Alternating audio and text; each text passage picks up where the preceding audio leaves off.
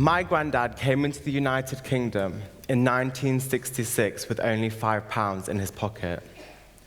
Or as he would call it in Punjabi, bunge bound in his pocket. And then a few years later, he made enough money to bring his wife and his 3 children. My dad popped out a few years later, the first person of my family born in the United Kingdom. At the age of 14, he started working. And by 16, like every other stereotypical Asian family, he was running his own corner shop in a little town where I began my childhood, Long Eaton. I started working at the age of 5, and every Friday night I used to dread having to work the whole of Saturday in the garage.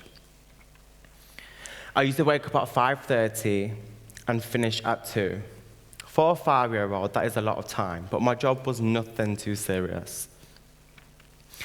I used to wash cars with my older brother for £1. That was the favorite part of my job, but if my uncle couldn't find me anything to do, he would say, "Dhillan, go and pick up the stones and the cigarette ends that the staff have left outside." Believe it or not, my whole family lived under this roof. All 21 members of my family. Yeah, we do like to keep it quite tight, as you can see. So in the traditional sort of Asian ways, you're supposed to go and work for your family. And I hated working in the garage. I just thought it just wasn't me. It wasn't something I really enjoyed. And this isn't something that I want to be doing for the rest of my life. But at the age of 16, my dad gave me the responsibility by working for him in his car showroom. And he sells sports cars, something, again, that I do not know anything about.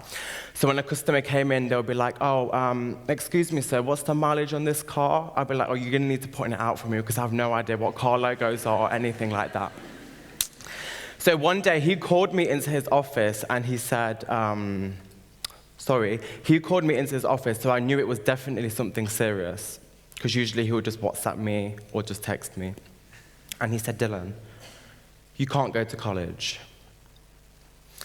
And I put this brave face on.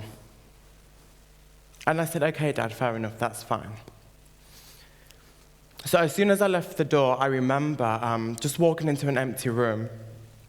I called my mum straight away, and I said, "Mum, this isn't the life that I want to live. I can do so much more." After pestering my family so much, they finally gave me the chance to go and study what my hobby was at the time, photography. And this college, by the way, just let anybody in. I think if you could breathe, that's come to my college. So in college, I experienced new things, such as fashion, such as music, other things I won't mention because my family are here. But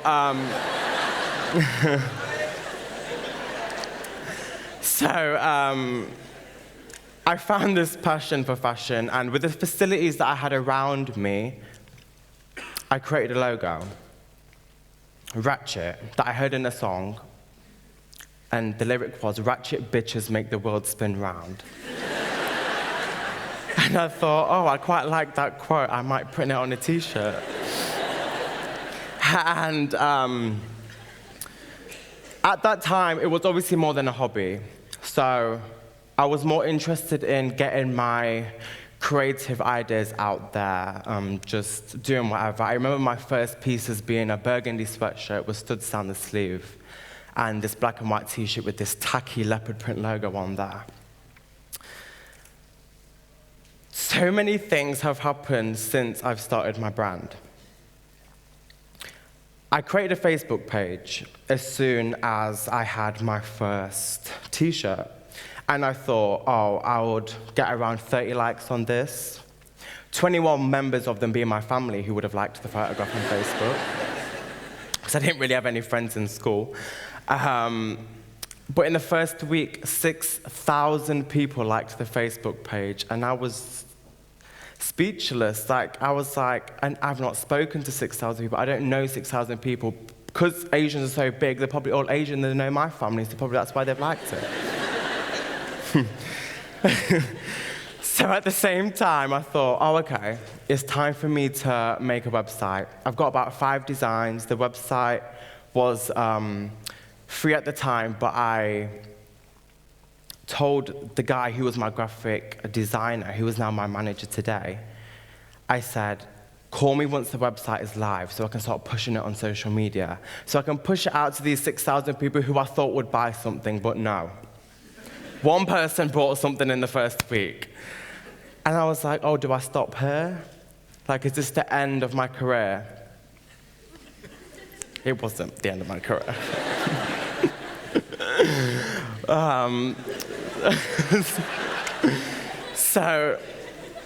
So many things have obviously happened since then. In my first year, I made £1 million, which still I'm just like, how does this Asian boy who failed GCSEs and created his own path and didn't follow what everybody else was doing, how is that even possible?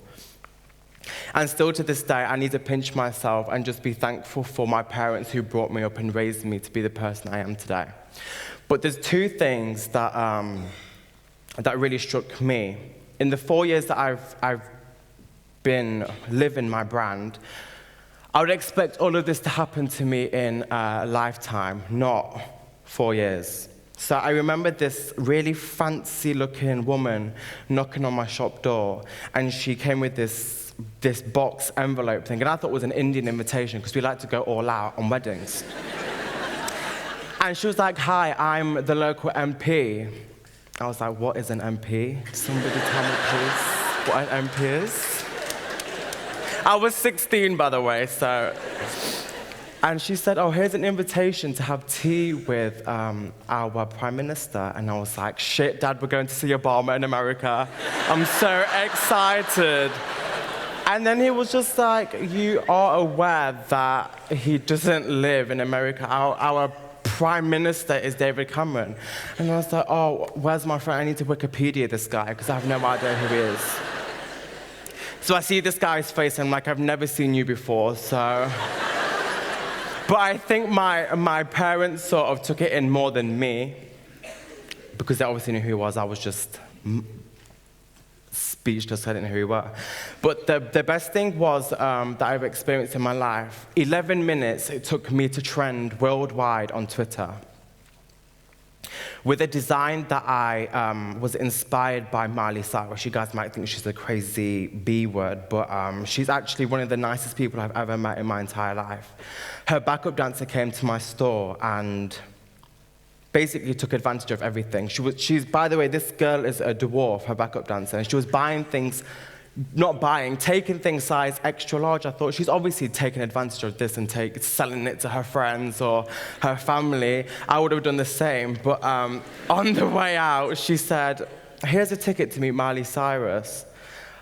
Obviously, I knew who she was, so I was more, at this point, really excited. I was like, oh my God, is this really happening right now? So yeah, that happened. But another thing I just want to say is that I opened my first store in 2013. The night before, I remember getting hammered with my best friend who came down from Scotland.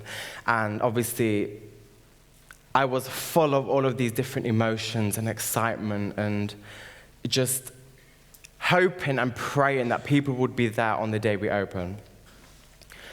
So the shutters opened and I seen my parents' face.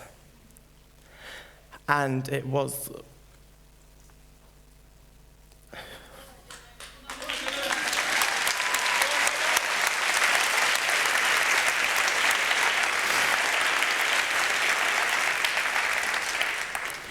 the feeling of appreciation and, I don't know, just everything was so worthwhile, you know. I know sometimes my family have thought, why are you going a different way? That's not right. You need to be doing what the family is doing and don't break that tradition. And it was hard. Like, I stuck to my guts. I stuck to everything. And I said, oh, look, I'm really sorry. I need to do this. And the shutters opened. 400 people were waiting outside. that was when like the nervous poo feeling went, and I was like, people actually came, and I was really happy. But on a serious note, or the curries my mum made, probably. At 16, and having parents calling me up saying, can you come to my kid's birthday party because you're such an inspiration to them. I was like, if there's free food, yeah, I'll definitely be there. My dad's like, see if they'll pay for your travel. See if they'll pay for your train. Why are you doing this for me? But at the age of 16 and having that all being taken in, like, it's so humbling to me, and I can never be thankful for all the support that I've received from the millions of people who follow Ratchet Clothing, the people who follow me as a person. I'm the most normalest person you would ever meet. I love a 99p chicken mayo, and I just love doing normal things.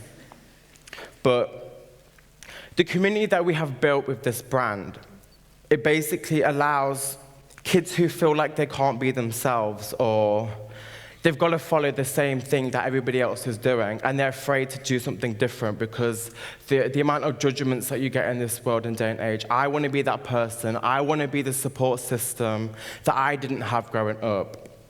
Sometimes when you're focusing on doing something positive for other people, you don't realize it, but you are doing something positive for yourself. Thank you.